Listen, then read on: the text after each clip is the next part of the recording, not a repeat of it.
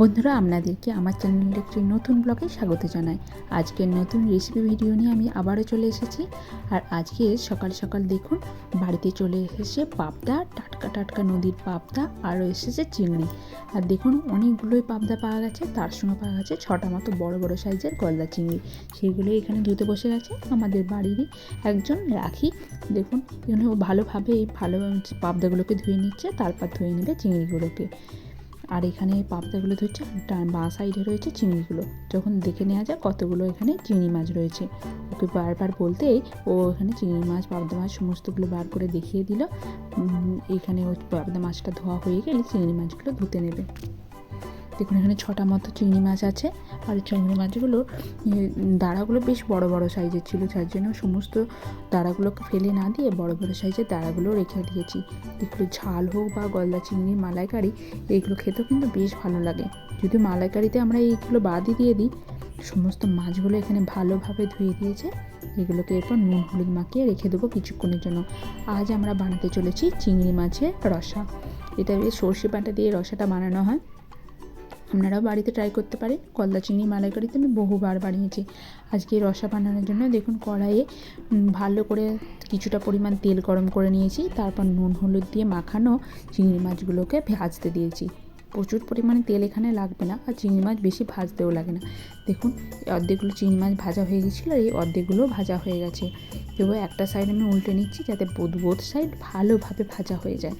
আপনারা এই রসা রেসিপিটা একবার ট্রাই করতেই পারেন, খুব সহজে হয়।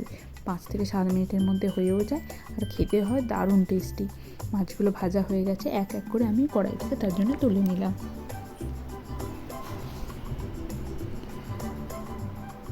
এখানে বড় বড় সাইজের দাঁড়াগুলোকেও আমি এখানে ভেজে নিয়েছিলাম। সমস্ত মাছই এখানে দেখুন ভাজা হয়ে গেছে। আর গোল্ডেন ব্রাউন কালারের চিংড়ি মাছগুলো দেখে তো এখানে লোভ সামলানোই মুশকিল, কিন্তু কী করা যাবে, আজকে রেসিপিতে আমাদের রসা আপনাদেরকে বানিয়ে দেখাবই। সেই জন্য দেখুন এখানে এক সাইডে রেখে দিয়ে কড়াইয়ের বাকি তেলে আমি কিছুটা পরিমাণ পেঁয়াজ দিয়ে দিয়েছি। এখানে বড় সাইজের একটা পেঁয়াজ নিয়েছিলাম, সেই পেঁয়াজটাকে ভালো করে ভেজে নিয়েছি। তারপর তার মধ্যে মিশিয়ে দিয়েছি 2 চামচ মতো এখানে রয়েছে পোস্ত বাটা, আর হাফ চামচ মতো সাদা সর্ষে।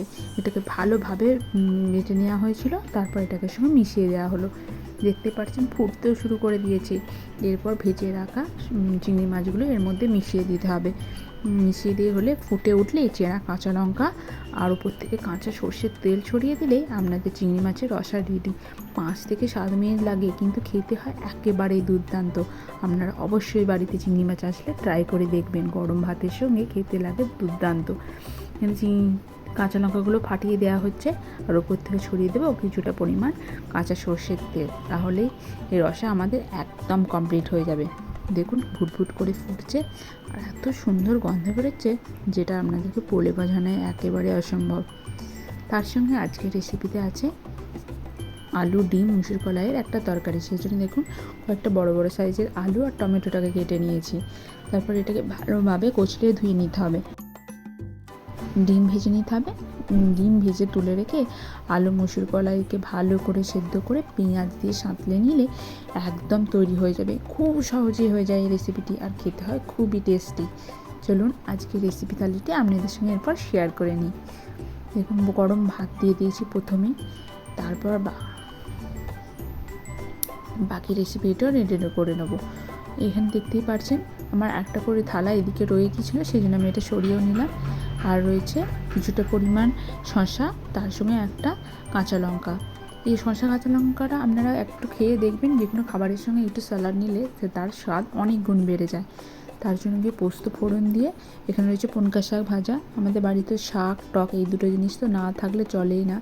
শাকটা যদি বা 1-2 দিন মিস করেও যেতে পারেন, টক তো চাই, টক হোক চাটনি হোক যে কোনো ধরনের একটা কিছু তো চাই। সঙ্গে রয়েছে বাঁধাকপি মটরশুঁটি দিয়ে একটা ঘন্ট, আর রয়েছে আমাদের স্পেশাল আজকের মেনু চিংড়ি মাছের রসা। কত সুন্দর দেখতে হয়েছে, দেখতে পেয়েছেন? আর চিংড়ি মাছের সাইজগুলো ছিল পেল্লাই সাইজে। আর ছিল টমেটো, আমসত্ত্ব, খেজুর দিয়ে চাটনি। দেখে দিন আমাদের পুরো থালি খুব সুন্দরভাবে সাজিয়ে রেডি। এরপরে খেতে বসলেই হলো। গরম ভাতের সঙ্গে এই রসা দিয়ে খেতে যা দুর্দান্ত লাগবে সে তো আর আপনাদেরকে বলে বোঝাতে পারবো না। আমাদের এখানে রেসিপি থালিটি একদম রেডি হয়ে গেছে। খাওয়া দাওয়া হয়ে গেছে। তো বাইরে এসেছিলাম কুকুরকে সেই খাবারগুলো দিতে। দেখছি কিছু ফুল এভাবে শুকিয়ে শুকিয়ে পড়ে যাচ্ছে, কী কারণ জানি না। পুরো গাছটাই ঠিক আছে, কিন্তু ফুলগুলো কুড়ি থেকে ভেঙে ভেঙে পড়ে যাচ্ছে। আর এখানে দেখুন কিছু পরিমাণে এটা একটা জংলি ফুল টাইপের, কিন্তু কোনো একটা ফুল গাছের গোড়ার সঙ্গে এসেছিলো। খুব সুন্দর হালকা পিঙ্ক পিঙ্ক কালারের ফুলগুলো ফোটে, আর পাতাগুলোও খুব সুন্দর। আর এখানে একটা রয়েছে সাকুলেন্টে ছোটো ছোটো 3-4টে গাছ থেকেও গাছ বেরিয়েছে। বর্ষাকালে প্রচুর গাছ বেরোয়, কিন্তু জানি না কেন বর্ষাকাল শেষ হতে হতে গাছগুলো আবার নিজে থেকে মারাও যায়। এবছর দেখছি বেশ বড় বড় সাইজের 2টো গাছ হয়েছে।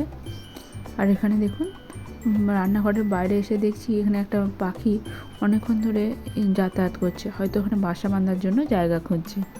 আর বিকেল হতে না হতেই বাড়িতে নিয়ে এসেছে গরম গরম চপ, তার সঙ্গে রয়েছে গরম দুধ চা বানিয়ে নিয়েছি। এরপর দুধ চা দিয়ে গরম চপ খেতে তো প্রত্যেকেরই ভালো লাগে, আমার তো খুবই ভালো লাগে। দেখুন এখানে চপ নিয়ে নিয়েছি আর তার সঙ্গে নিয়েছি গরম ধোঁয়াটা দুধ চা। ভিডিওটি ভালো লাগলে লাইক কমেন্ট শেয়ার করে পাশে থাকবেন। ধন্যবাদ জানাই আপনাদের সকলকে।